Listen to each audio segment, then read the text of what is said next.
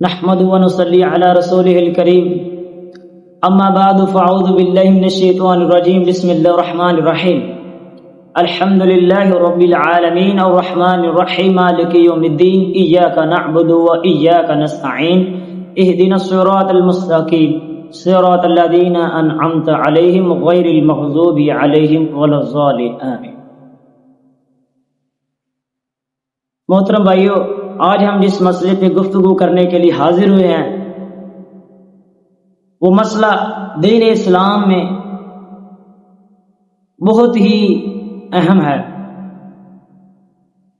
وہ مسئلہ اگر کوئی بندہ کسی دوسرے کے لیے رکھے تو اللہ تعالیٰ کی توحید کا خطرہ ہوتا ہے،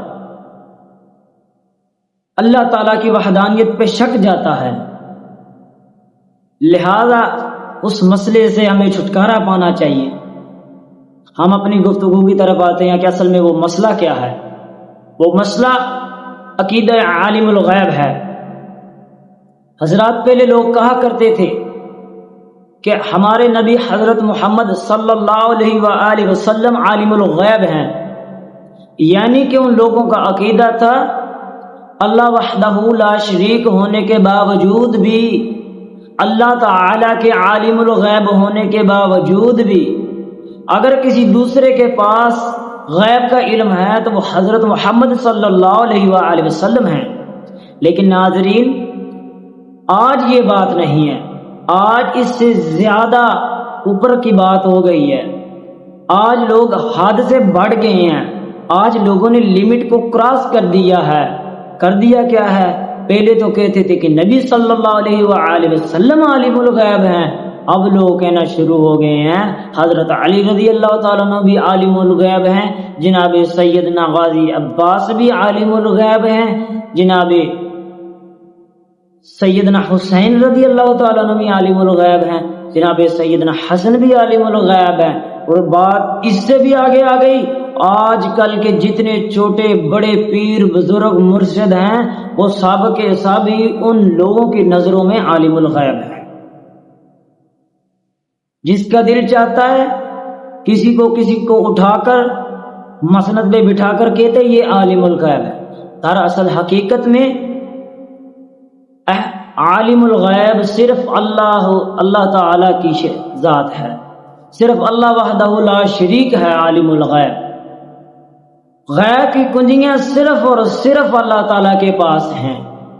جو کوئی بھی غیب کا دعویٰ کرے اللہ کے قرآن کے فیصلے کے مطابق ایسا بندہ جھوٹا ہے، کذاب ہے۔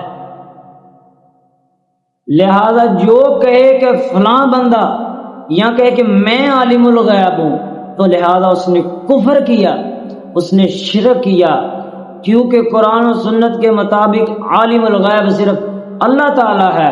اگر کوئی اپنے عالم الغیب ہونے کا دعویٰ کرے یا یہ لیبل کسی اور کو دے تو لہذا اس نے اللہ تعالیٰ کے برابر اپنی کرسی کو بنایا۔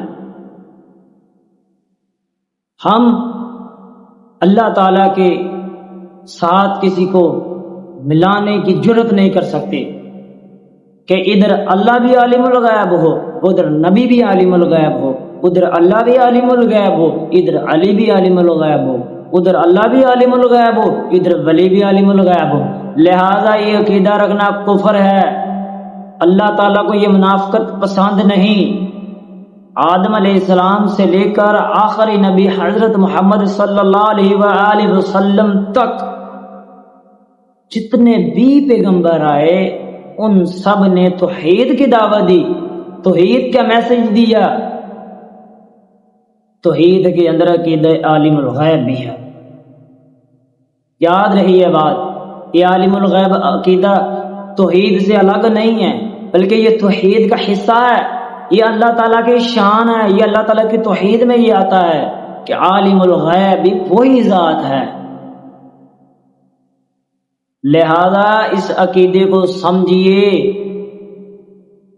کہتے ہیں کہ اللہ کے حضور صلی اللہ علیہ وآلہ وسلم عالم الغیب تھے۔ اچھا، جو بندہ کہے کہ اللہ کے نبی صلی اللہ علیہ وآلہ وسلم عالم الغیب تھے تو جب واقع افق پیش آیا تو کیا اللہ تعالیٰ کے حبیب محمد رسول اللہ صلی اللہ علیہ وسلم کو اس بات کا پتہ نہیں تھا کہ عائشہ رضی اللہ تعالی عنہ سچی ہے، وہ پاک ہیں؟ لہذا جس بندے نے کہا کہ نبی صلی اللہ علیہ وآلہ وسلم عالم الغیب ہیں اور دوسری طرف سیدہ عائشہ 40 دن روتی رہی، یعنی کہ وہ یہ عقیدہ رکھتا ہے کہ اللہ تعالیٰ کو پتہ تھا اور اللہ تعالیٰ کے حبیب محمد رسول اللہ علیہ وسلم کو پتہ تھا اس بات کا کہ جناب سیدہ عائشہ پاک ہے، تو جان بوجھ کر نبی صلی اللہ علیہ وسلم سیدہ عائشہ کو 40 دن رواتے رہے۔ لہذا نبی صلی اللہ علیہ وسلم عالم الغیب نہیں ہے۔